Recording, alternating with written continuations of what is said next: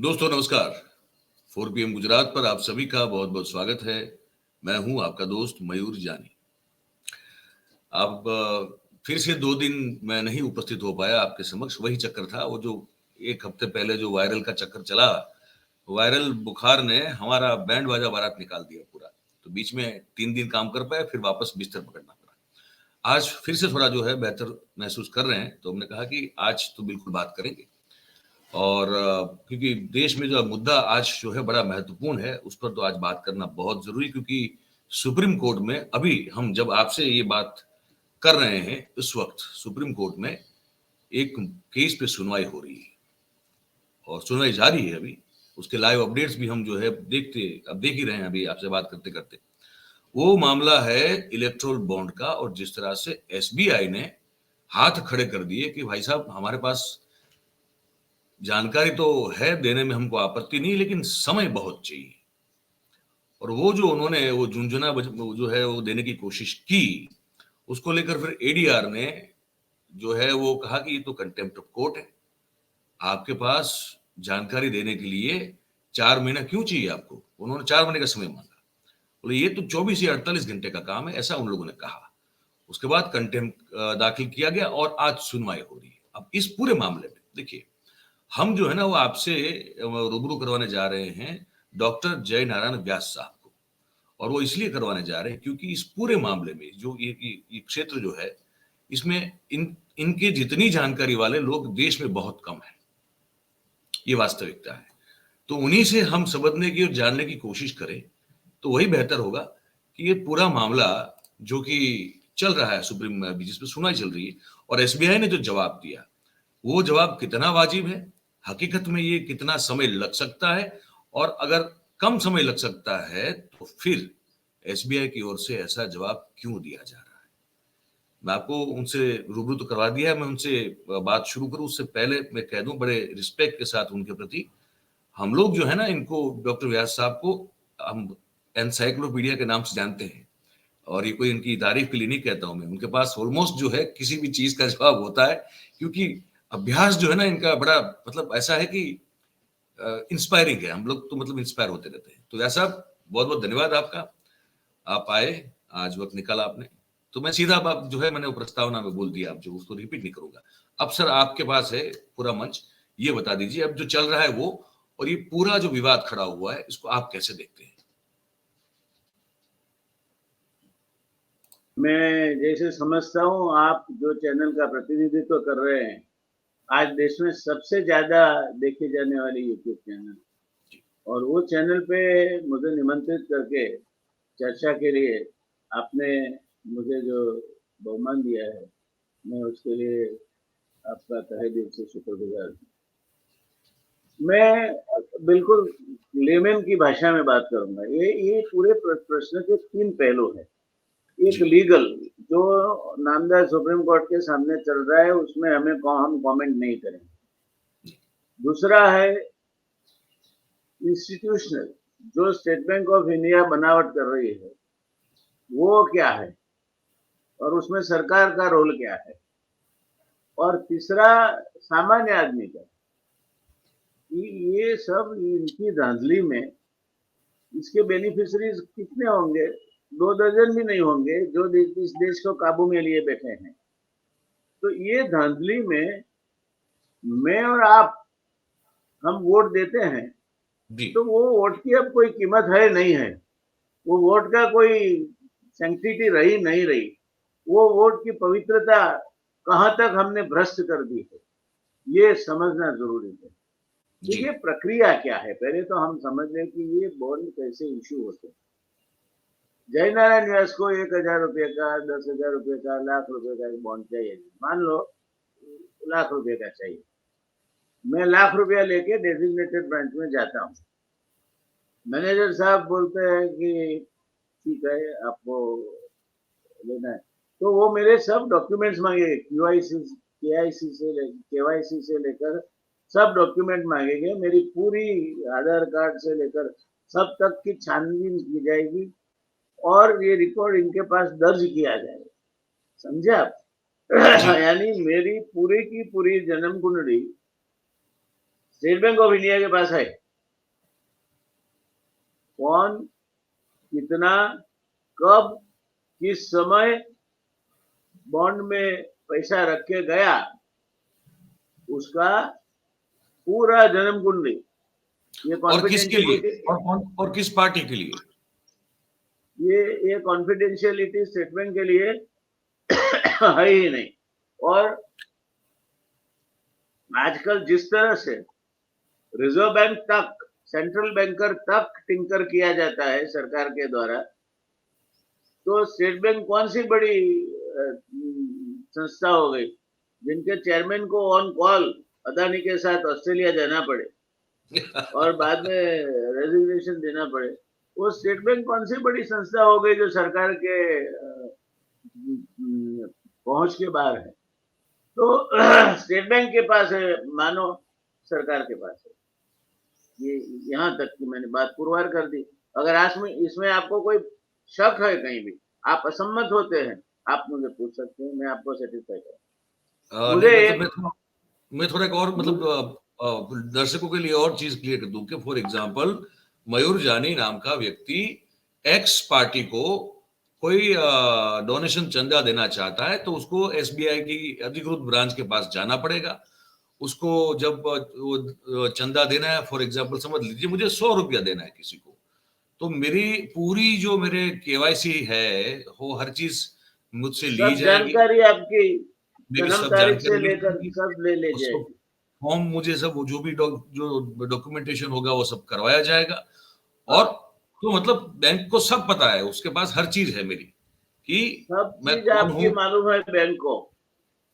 फिर आपको जी बोलेंगे आप थोड़ी देर बाहर बैठिए।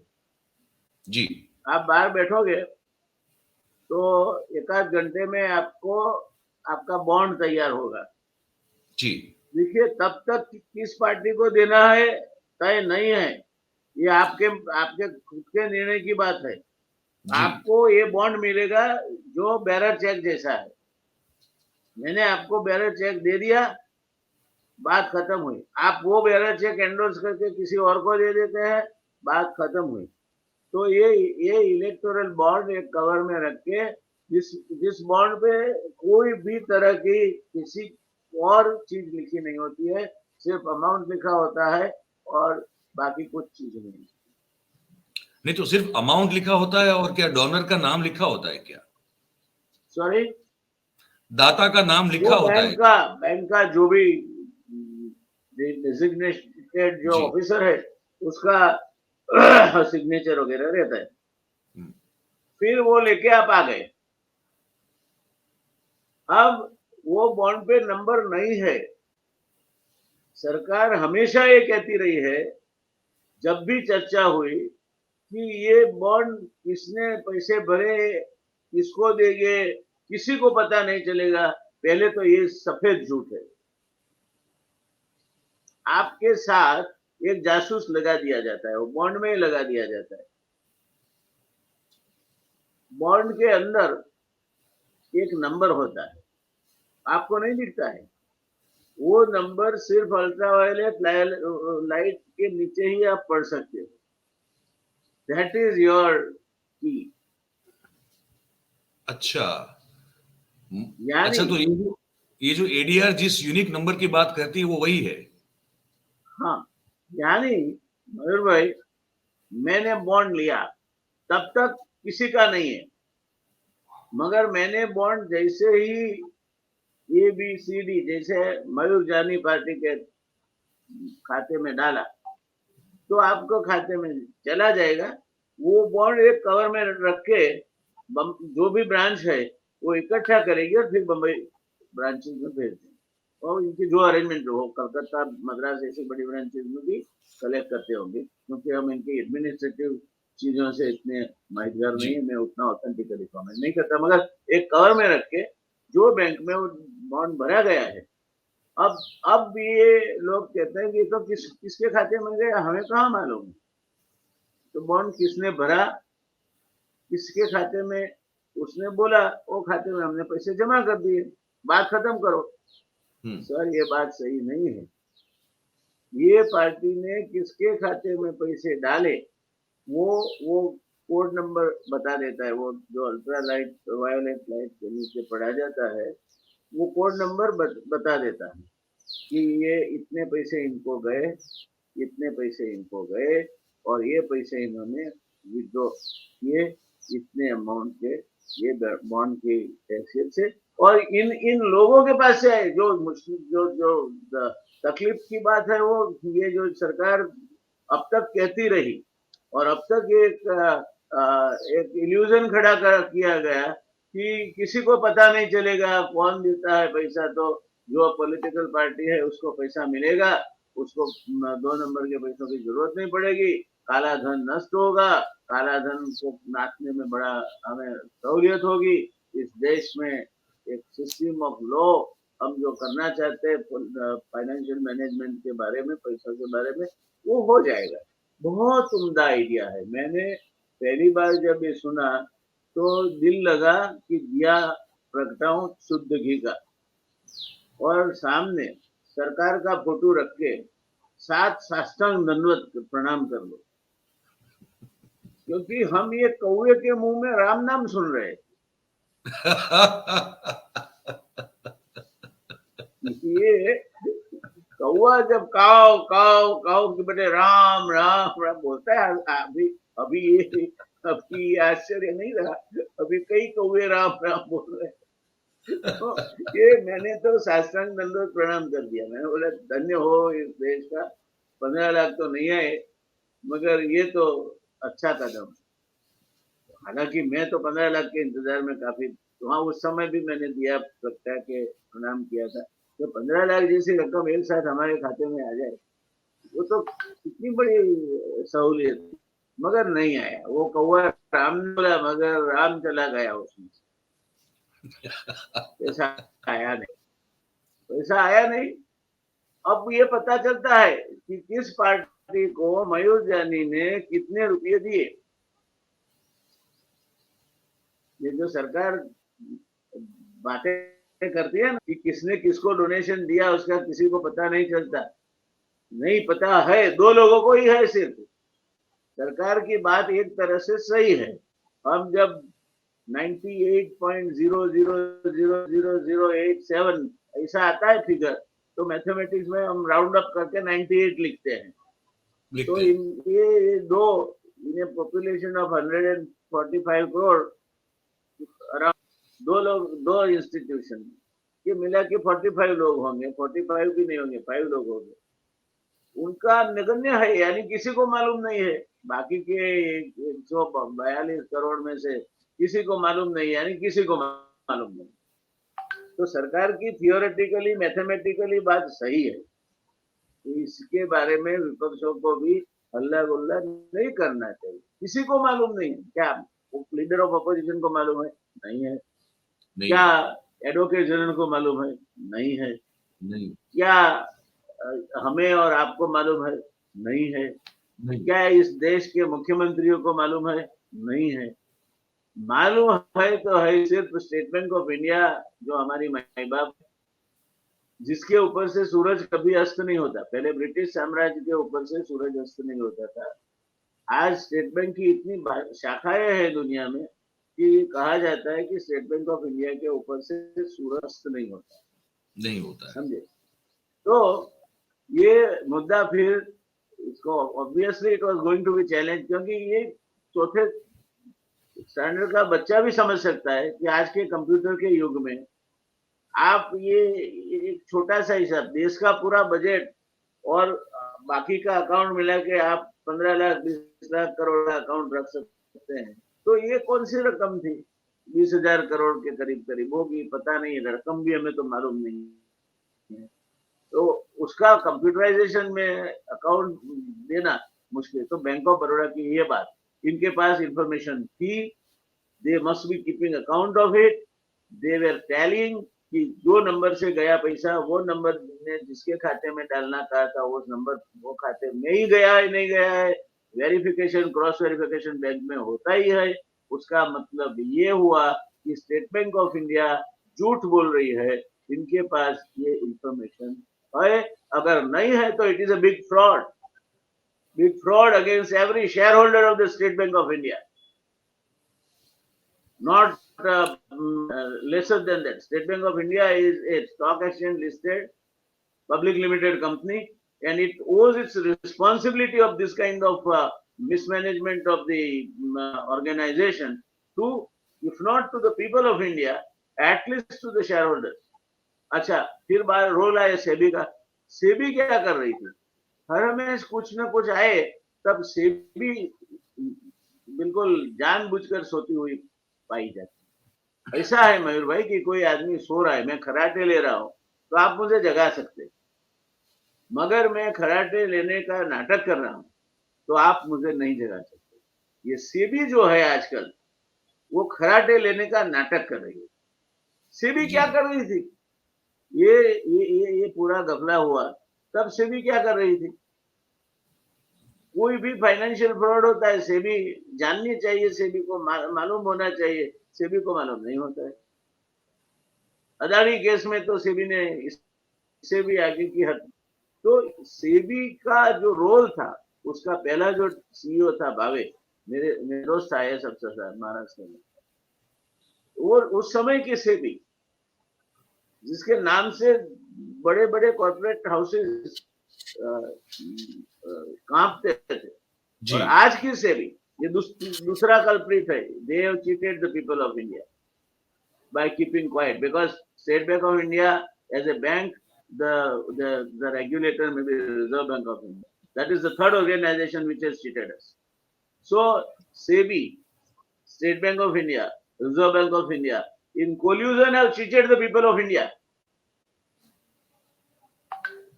मालूम नहीं है. आज के युग में, कंप्यूटर के युग में, आपके पास एक कोड नंबर है, ये पिन नंबर आपको मैच करना है कि मयूर भाई को मैंने पिन नंबर 1314 वाला 50,000 का बॉन्ड डाला था उनके खाते में, तो 13 से 14 पिन नंबर वाला पैसा उनके खाते में जमा हुआ है या नहीं. सिर्फ इतना करना है. कोई बड़ा बैंकिंग का कोई कॉम्प्लिकेटेड प्रॉब्लम नहीं है. इससे बड़े बड़े प्रॉब्लम तो ये लोग सॉल्व कर देते हैं. इसीलिए जो लोग अदानी के अकाउंट्स डिसाइफर कर सकते हैं, वो लोगों के लिए तो कुछ नहीं है. कुछ नहीं.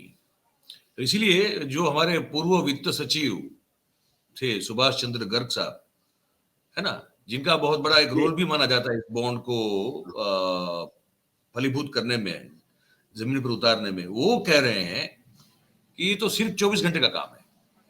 सुभाष चंद्र गर्ग साहब, पूर्व वित्त सचिव. मैं पूर्णतः सहमत हूं. हाँ, 24 का और 24 ग्रेस दीजिए, नॉट मोर देन 48 आवर्स. हाँ, तो उन्होंने वही कहा, बोले आप ही की तरह उन्होंने कहा कि और 24 घंटे दे तो 48 घंटे का काम है, उससे ज्यादा है ही नहीं ये काम. ये कह रहे हैं वो भी, सुभाष चंद्र गर्ग साहब भी कह रहे हैं कि इससे ज्यादा कोई बड़ा 48 घंटे से ज्यादा हो ही नहीं सकता. स्टेट बैंक ऑफ इंडिया जैसा सरकारी ऑर्गेनाइजेशन, सरकार को गोली मारो, जो भी सरकार करती है करती रहेगी, क्योंकि सरकार में तो आजकल किसी का विश्वास रहा नहीं. मगर ये प्रजा की संस्था है, पब्लिक लिमिटेड कंपनी है, स्टेट है, मैं इसका एक शेयर होल्डर भागीदार हूं. उनके प्रति भी उसकी कोई जवाबदेही नहीं है. कल उठ के आपने स्टेट बैंक में 10 लाख रुपए रखे होंगे, आपके हार्ड अर्न मनी, और फिर वो बोलेगी हम आपको 6 महीने तक आपकी डिपॉजिट का क्या हाल है, हमें टाइम लगेगा, सब रिकॉर्ड तराशने होंगे, तो क्या होगा हमारा? बात सही है. तो स्टेट बैंक ऑफ ये इंडिया दर्शकों को अपडेट दे दूं मैं SEBI and reserve bank of India. अभी जो कोर्ट रूम में चल रहा है व्यास साहब, मैं थोड़ा बता दूं दर्शकों को जो दलीलें हो रही है जी. तो जस्टिस खन्ना का कोर्ट आ रहा है मेरे सामने. जस्टिस खन्ना साहब जो बेंच, वो उस बेंच में से वो भी एक हैं सीजीआई के साथ. वो एसबीआई को पूछ रहे हैं कि क्या एसबीआई ये कह रही है कि आप ये कह रहे हैं कि आप डोनर और कौन सी पार्टी को डोनेशन दिया गया है उसको लेकर इंफॉर्मेशन दे सकते हैं, लेकिन आपकी समस्या सिर्फ इतनी है कि आपको दोनों इंफॉर्मेशन को मैच करनी है, और आप कह रहे हैं कि 26 दिन बीतने के बाद कुछ तो हुआ होगा, आपके पास कुछ तो आप मैच कर पाए होंगे, और आप ये भी कह रहे हैं कि इस बॉन्ड के इतने नंबर हैं, तो आपके पास ये भी तो जानकारी आई होगी, आपके पास कुछ तो हुआ होगा. तो एसबीआई कह रही है कि नंबरों को गुप्त रखा गया है और इसको मतलब गोपनीयता से पब्लिक करने के लिए उस हर एक एंट्री को ट्रेस करने की जरूरत पड़ेगी। तो सीजीआई फिर कह रहे हैं, जो हमारे सामने अभी है अपडेट में, कि ईसीआई ने हमारे आदेश का अनुसरण करते हुए हमको जो इंफॉर्मेशन दी है उसमें यह है कि रजिस्ट्री जो है, जो इसका रजिस्ट्रेशन होता है, उसको सुरक्षित जगह पे रखा गया है। और हम अभी आदेश दे रहे हैं, तुरंत आदेश दे रहे हैं कि वो जो सुरक्षित जगह पे रखा गया उसको खोल दिया जाए, उसको आप तुरंत एक्सेस करें और आप मैच करना शुरू करें। तो आपके पास जो इंफॉर्मेशन है वो आपको देनी ही पड़ेगी। इस तरह की दलील अभी हो रही है बातचीत में, तो मैंने कहा बता दूं अभी दर्शकों को साथ साथ। तो अच्छा, अब आ जाते हैं। एक तो ये, अब ये बताइए सर, आपने कह दिया कि फ्रॉड है, धोखा है। सही बात है। क्यों? और क्यों है धोखा? क्यों फ्रॉड क्यों करना चाहते हैं? ऐसा क्या है जो छुपाना चाहते हैं, ये आप बताइए। देखिए, कायदे में एक वर्ड आता है, वो वर्ड को मयूर भाई बोलते हैं मैंस रिया, गुनाहित वृत्ति से किया हुआ कार्य। आप अगर लाठी फेंकते हैं और किसी को लग जाती है अमामूल, तो वो आपने उस पे रिवर्स हर्ट नहीं किया है। मगर अगर वो लाठी आप जानबूझ के उसके पैरों में मारते हैं, तो वो रिवर्स हर्ट कॉज करने के लिए आप पे क्रिमिनल ऑफेंस दाखिल किया जा सकता है। तो ये जो प्रश्न है, वो प्रश्न ये है कि जो मैंस रिया था नहीं था, मैंस रिया था वो पुरवार करने में कोई तकलीफ नहीं होनी चाहिए, क्योंकि एक और लॉ है एटीटी का। चलो आप पूरा छोटे छोटे खातों को छोड़ दो, किसी भी ट्रांजेक्शन में 80% of the money might have come from 20% of the donor. आप वो 20-80 मैच कर लो ना जी, तो आपका टाइम लिमिट भी उसमें बैठ जाएगा। बिल्कुल बिल्कुल बिल्कुल। तो कुल मिला के मेलाफाइड इंटेंशन है चीजों को दबाने का, छुपाने का, और जो कुछ हुआ है उससे देश की, हाँ हाँ। सर आपका नेटवर्क का इश्यू लग रहा है, आपकी फ्रेम फ्रीज हो रही है, आपका फ्रेम फ्रीज हो रहा है और आपकी आवाज भी जो है ब्रेक हो रही है।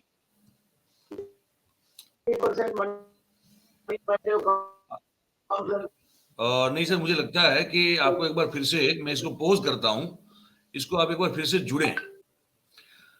हाँ सर, तो वो थोड़ा बीच में हमको जो है रोकना पड़ा क्योंकि आपका वो नेटवर्क का इश्यू था। पर जैसे अभी थोड़ा हमने बीच में पॉज किया ना, तो अभी एक फैसला आ गया सुप्रीम कोर्ट का, जिस मुद्दे पर हम बात कर रहे हैं अभी। सुप्रीम कोर्ट ने सर एसबीआई को, मतलब कि समझ लीजिए कि इतना डांटा फटकारा है कि पूछे मत, और ये कह दिया कि कल शाम, मतलब कि 12 तारीख शाम तक कुछ भी हो जाए, आपको ये जो बॉन्ड्स की डिटेल मांगी गई है वो आपको दे देनी पड़ेगी। और फिर उसने कहा कि इलेक्शन कमीशन को 15 मार्च तक जो है इसकी घोषणा, इसकी जानकारी लोगों को दे देनी पड़ेगी। अब इसको आप कैसे देखते हैं, बताइए सर। बिल्कुल वाजिब डायरेक्टिव है, अभी तक उनके पास होनी चाहिए थे। मैंने बोला 80% जो बड़े अकाउंट है उनकी तो माहिती आप कर लिए थे, अभी तक कर लिए थे जी, तो भी चल जाता। आपका मैंस रिया यानी गुनाहित मनोवृत्ति से आप काम करते हैं, इसका यही एग्जाम्पल है। State bank of India should not be only treated for contempt, but the chairman State Bank of India and SEBI and also the Election Commission and Reserve Bank of India must be as held answerable under the criminal law of this country. This is a fraud, the fraud being played upon the people of India. बहुत बहुत बहुत अच्छा, इसके पीछे कारण क्या हो सकता है? What is the reason to the reason is if I know that you are coming to power, I give you in the electoral bond 100 crore. You think I will not influence the policies after your government is installed? तो 100 करोड़ देके मैं ये तो एक छोटी सी वाली देकर कल्ली काट लेने की जैसी बात है। 100 करोड़ देकर आप लाखों करोड़ का फायदा लेंगे। वैसे भी हम जानते हैं अदानी साहब क्या कर रहे हैं। तो दर्शक ये समझ लें आज व्यास के साहब, गौतम अदानी का एम्पायर देखो आप, पोर्ट्स इनके पास है, एयरपोर्ट्स इनके पास है, खदान में सबसे बड़ा उनका काम है। कई चीजें ऐसी है इस देश में, तेल 80,000 करोड़ रुपए का खाद्य तेल आयात होता है। तेल की लीडिंग ब्रांड इनकी है। कई चीजें ऐसी है जो जिसमें अदानी अदानी अदानी अदानी के सिवा कुछ नहीं दिखता आपको। कोई नहीं दिखेगा, तो बात सही है। ये अदानी का जो मेटीरियल राइज हुआ है, अब अदानी को बोलना चाहिए कि आप रुक जाओ, ये सब इसके लिए हम आप किसी कुछ नहीं पूछेंगे आपको। आप now you are entrepreneurial Guru of India. उनको अदानी को ये अवार्ड देना चाहिए, एंटरप्रेन्योरियल गुरु ऑफ इंडिया। और 100 इसे एंटरप्रेन्योर हमें तैयार कर दो आपके हाँ, जैसे, आपके जैसे। गफले वाले नहीं मगर ठीक से, वो इतने ओहो, दुनिया के उनसे आप ये नंबर उम्मीद कैसे रख सकते हैं? देश के एशिया के नंबर 1 नहीं बने, मगर अपने राज्य के नंबर 1 बने। ऐसे 100 एंटरप्रेन्योर आप तैयार कर दो, इनका कॉन्वोकेशन होगा, उसी दिन अदानी को entrepreneurial Guru of the universe जाहिर किया जाएगा। तो अरे बात ये तो, कोई मुफ्त में नहीं देता इलेक्शन फंड्स। क्विड प्रो को है, मैं I pet your bag, you pet my bag. तो ये कारण है जो बड़े साफ तौर पे आपको आपके समक्ष हम लोग रख रहे हैं कि जब कोई पैसा देता है गुप्त रूप से, जब ये सब बातें होती है तो बेसिकली वो इसीलिए होता है क्योंकि सरकार की पॉलिसियां जो है उनके प्रति फेवरेबल बने, ताकि वो दूसरों के मुकाबले अपनी मोनोपोली को और सुदृढ़ कर पाए।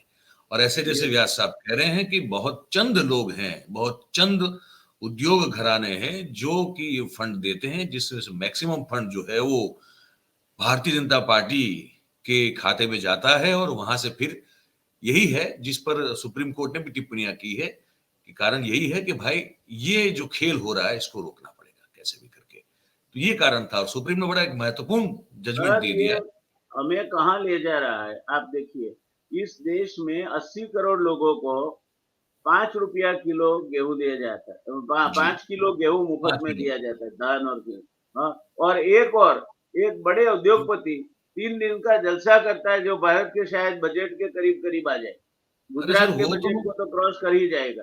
वो तो तो मैं ऐसे बताऊं, देखो उद्योगपतियों को इंडिया की क्या जरूरत है, इंडिया को क्या जरूरत है जो मतलब देश के गरीबों को जलाए कि हम ये कर सकते हैं, हम ये तारा करेंगे, वो तारा करेंगे। तारा जमीन पे आता ही नहीं, तारा आसमान में ही रहता है। मतलब वो दृश्य जो मैंने देखा तो ना, मैं तो अंबानी वैसे साहब को भी कोई कोई हम ऐसे हाथ जोड़ नहीं, के नमन करके इनके चरणों में नहीं, पुष्प नहीं, नहीं, रखे, और ऐसा कोई इतिहास नहीं है उनका। नहीं, बिल्कुल नहीं। और मैं बताऊं, मैं मेरी क्योंकि तबीयत ठीक नहीं चल रही थी, मैं उस दौरान ज्यादा प्रोग्राम रिकॉर्ड कर नहीं पा रहा था। I was going through you very tough viral fever and all that. पर वो जब देखा ना मैंने, तो मैं मतलब देख तो रहा था हर चीज जो हो रही थी, बोल नहीं पा रहा था क्योंकि कफ बहुत ज्यादा था और बुखार था। तो मैंने जब वो देखा, मैं और आप तो हम और आप तो गुजरात से हैं, और सौराष्ट्र और जामनगर हो उसके आसपास का पूरा हिस्ट्री हमको पता है, और उस वहां पे कैसे क्या हुआ है वो भी हम सब जानते हैं। तो मुझे तो ये लगा, मैंने कहा कहाँ एक तरफ आप जो कह रहे हो वही मेरे दिमाग में चल रहा था। मैंने कहा कहाँ एक तरफ 81-82 करोड़ लोगों को ये बड़े मतलब छाती फुला के कहते हैं, सीना तान के कि हम तो मुफ्त दे रहे हैं। एक और जो है ये जो ये बड़ा भद्दा नजारा जो पेश किया जा रहा है संपत्ति और ऐश्वर्य के विकृत प्रदर्शन का, मतलब कि पता नहीं कितने हजार करोड़ तो सिर्फ प्री वेडिंग में डाल दिए गए हैं। सर, उसमें मैं इनको दोष नहीं देता, अपने देश की प्रजा का भी दोष है। मैं और आप कितने भी भूखे हो, अगर बाहर सड़क पे खड़े हुए चने खाएंगे ना तो हमारा क्रिटिसिज्म होगा कि मैनर्स नहीं है इसमें।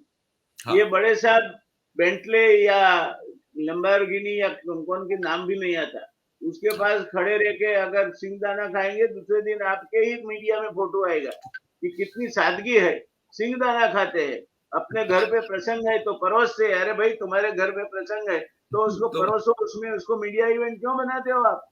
हाँ, मेरे घर पे प्रसंग है, मैं मेहमानों को बुलाता हूँ, थाली परोसता हूँ, तो इसको मीडिया इवेंट क्यों बनाने का, क्योंकि आपके पास अरबों खरबों रुपये है, आपके पास पीआर डिपार्टमेंट है, इसीलिए आप इसको मीडिया इवेंट, किसी भी आपकी चीज को आपको छींक भी आए तो आप इसको मीडिया इवेंट बना दोगे। Mukesh Ambani has not left a single chance for making a media event out of his celebration. These are not celebrations. This was a blatant and shameless display of wealth. Of course, इनका private प्रसंग है, उनको जो भी करना है कर सकते हैं, पर ये ख्याल में रखे कि वो भी शेयर होल्डरों के पैसे से बनी हुई कंपनियां हैं। और छोटा तो छोटा, इनको गुजरात में लाने में और गुजरात में इनको स्टेडी होने में, सफल होने में हमारा भी कुछ हिस्सा है। बिल्कुल बिल्कुल, मुझे पता है। अगर वो धीरू भाई अंबानी थे, धीरू भाई अंबानी अगर होते, मैं सोच रहा था ये सब चल रहा था तब, कि अगर धीरू भाई अंबानी होते तो धीरू भाई अंबानी ने किया जो कई चीजें तो ऐसी की है जो आज तक पब्लिक के जान में नहीं है, जो गुजरात को इतना फायदा जिसने कराया है, जो आज तक पब्लिक के जान में नहीं, ख्याल में नहीं। मैं लिखूंगा कभी ये चीज। तो वही बात है। अब मुझे एक और मुद्दे पे आपसे बात करनी थी, लेकिन अब आधा घंटा हो चुका है। उस पर मैं आपका अलग से समय चाहूंगा। जिस तरह से अरुण गोयल साहब, जो चुनाव आयोग ने जिस एब्रप्टली जब जो है इस्तीफा देके चले गए हैं, उसके पीछे बहुत सारी कहानियां हैं और उस पर मुझे आपसे बात करनी है। पर क्योंकि एक लाइव और जवाब दे दे, फिर अब आगे चर्चा करेंगे। The latest grapevine is, उनकी तबीयत को कोई तकलीफ नहीं हुई। इलेक्शन कमीशन में मेरे भी कुछ कॉन्टेक्ट है जी, तो बोले साहब की तबीयत तो बिल्कुल चकोरा बन गई, और वो तो नौकरी छोड़ के प्रीमेच्योर 2 महीने पहले रिटायर होके आए थे, यानी उतने उनकी उम्र भी नहीं है। हाँ। तो तबीयत का कोई बहाना नहीं है। Problem is there are some serious differences on file, it is told with the chief election commissioner. इसके लिए इन्होंने रेजिग्नेशन दिया है। इसको कोई हेल्थ से लेना देना नहीं मैं मानता हूँ। और इस पर हम लोग अलग से करेंगे, कल ही करेंगे। है तो हेल्थ से लेना देना है तो उनका हेल्थ बुलेटिन जाहिर करें। इस पर बात करेंगे, एक अलग से मोस्टली कल ही कर लेंगे, ताकि क्योंकि सांप्रत मुद्दा है तो कल फिर बात करना उचित है। मयूर भाई हम बात करेंगे, एक इलेक्शन कमिश्नर रहा तो क्या इलेक्शन कमीशन काम कर सकता है?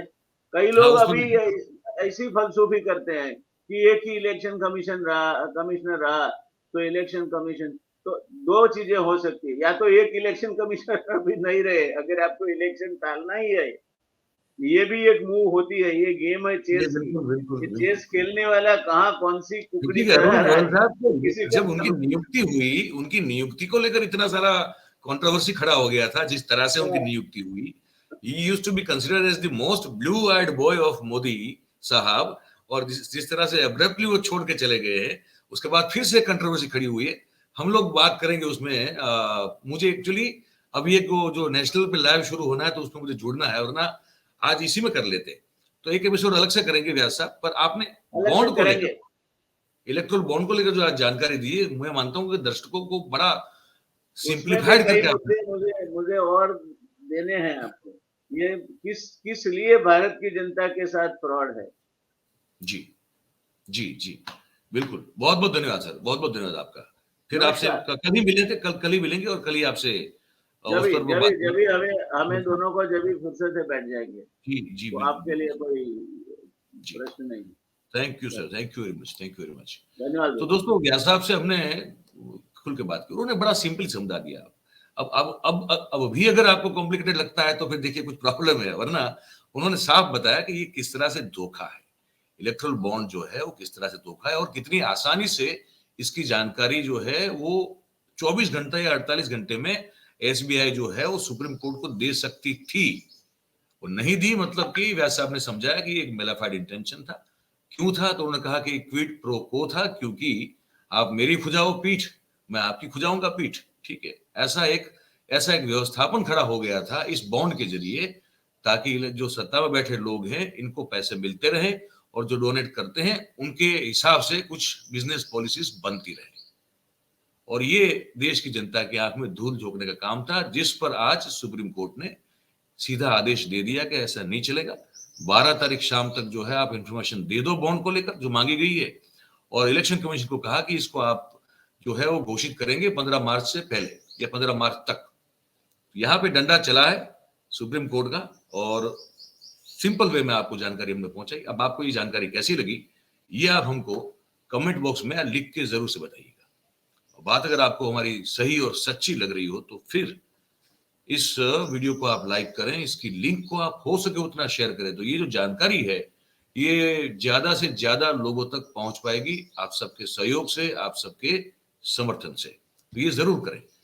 और बाकी हम हमेशा कहते हैं, आज भी कह रहे हैं कि भाई ये जो चैनल है हमारा, है ना, 4PM गुजरात, तो आप उसको सब्सक्राइब करें और अपने आसपास के लोगों से करवाएं।